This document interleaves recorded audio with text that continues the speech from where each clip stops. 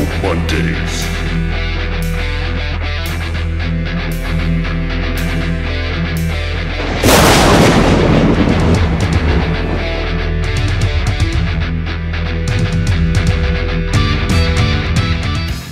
Hey, what's happening, gamers? Been a while, but it's time to turn your Monday into a fun day. That's right, Retro Mondays has returned.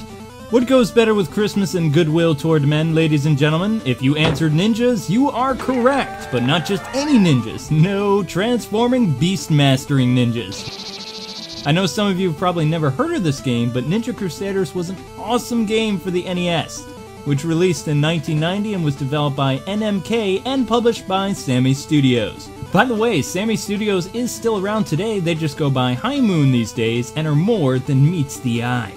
Anyway, Dragon Fan Ninja Crusaders, as it's known in Japan, is pretty much a Ninja Gaiden clone. But that's okay, because the game is pretty rad. Plus, you can play with 2 players at the same time. Sweet! The story centers around 2 ninjas, Talon and Blade, who must save the world from an alien invasion. Yep, aliens. So anyway, the player must guide Talon through 5 locations, battling robots, bats, aliens, and even angry apes. Listen, if you've played the old school Ninja Gaiden games, then this game won't seem all that foreign to you. Just keep in mind you can't cling to walls though, and you have no health bar either, which means folks, 1 hit and your ninja's toast! This game also doesn't feature any secondary weapons, though instead Talon or Blade can replace different weapons in each level as they come across them. Each weapon also comes with its own unique animal ability too. Now, as a kid, I totally discovered this by accident. What happened was, I was fighting one of the bosses, I can't remember which one though, might have been this guy, possibly that one, I don't know. Anyway, I was mashing the attack button like a madman, right? And I held down the button after 1 attack and then boom! Instant transforming goodness, people. After that, I reset the game and discovered how much better the animal powers really were. Until then, I thought this game was pretty good, just a bit unbalanced difficulty-wise. But then again, what NES game wasn't? Especially those based on memorization, am I right? The animals, though, bring something unique to the action, side-scrolling, platforming adventure games of old. Out of the 4 abilities, the tiger is the fastest of the group and can jump the highest, which is very useful for getting the sword item in most of the levels. The scorpion is the slowest creature on land, but for some reason works the best under the water? Yeah, I never really figured that one out either. The falcon just, well, flies. That's it. He has no attack, he just flies. And lastly, the dragon is the most powerful animal in this game, but he has one tiny little flaw, and that's that his power only lasts for a limited time.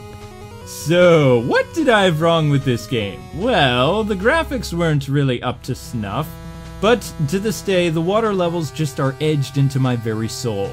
Yeah, apparently folks, this passes as a water level. Ooh, at least they got the buoyancy right. Apparently the developer didn't learn from the older NES games like Turtles and Super Mario. As for the difficulty, this game is nowhere near as brutal as the Gaiden games or Bayou Billy. But after Stage 3-2, it does get pretty intense. That and Crusaders features respawning enemies too. Oh joy. No worries though, unlike other games, this one is a bit more merciful for the player when it comes to how far away the enemies are when they respawn. So basically what I'm saying is they don't just randomly appear again like magic. It takes a little while. With my minor griping aside though, honestly, I love this game, even though I've never beat it, and I don't care that I haven't. There's just something about this one stage that I can never get past, and even with 2 players, yeah, well anyway. Speaking of that though, playing co-op with a friend is so much fun. I really didn't get to appreciate this until I got to play with Amber. What's so great about playing with a friend though is when you die, you respawn right near your ninja buddy. Plus, both players can use their animal powers at the same time. Well, unless you summon the dragon, that is. Then the first player controls flight while the other one breathes fire, which gets a bit awkward. But who cares? You play as a dragon! My favorite weapons in this game are the bow staff and the chain sickle thing. I probably said that wrong. Don't care. Even though the bow has the shortest range out of all the weapons, it is the 2nd most powerful one in the game, and can take out pretty much every foe with 1 hit, and kill the bosses with 3 hits. That is sick. In terms of lasting appeal though, this game really wasn't that bad. While players start out with 3 lives, there are unlimited continues and even level checkpoints too. Except for when facing the bosses. If you die on the boss, then well, you have to go back to the previous stage. Still, for its time, that was pretty awesome. Really, not many games back then had this. It was either passwords or game over. That was it. Consider yourselves very spoiled today, okay? If that wasn't enough for you though, stages had 2 ways to play them. The ninja way or the animal way. Now Amber opted for the animal way most of the time and would just turn into the bird and float out of harm's way like Kirby to pass each and every level. While I consider that grand scale cheating, her maniacal laughter had me in stitches constantly, so I guess that makes it okay.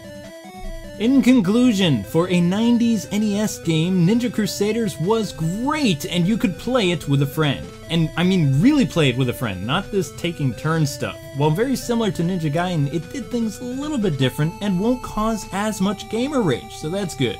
Just remember to mind your surroundings and learn how to use your animal forms properly, and you should be just fine. As for suggesting this game, well, I think it's definitely worth playing, and if you're a die-hard retro fan, then a place in your collection is a must, folks. See, back during the age of many Rush Ninja games, this underrated gem stands above its clans, because it's still a very enjoyable game to play 2 decades later. And that's it for today, gamers. In the comment section below, I want to know if you remember this game or not. As always, thanks so much for watching my show. Please don't forget to like and comment because it helps this video get seen on the new YouTube. Anyway, until we meet again, gamers, God bless and happy gaming. I'll be seeing you, and thanks for watching.